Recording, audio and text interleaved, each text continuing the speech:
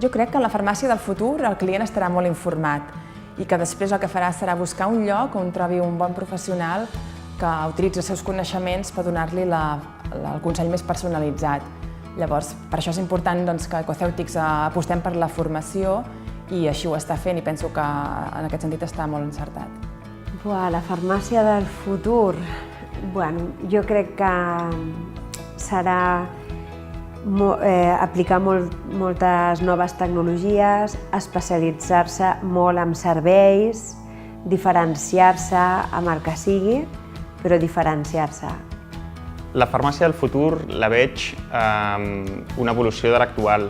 Veig que hem de seguir mantenint el medicament com a part important de la farmàcia, és la nostra pedra angular, però després ens hem d'obrir, hem de ser multicanals, que el client pugui comprar des d'on vulgui, quan vulgui, online, botigues físiques.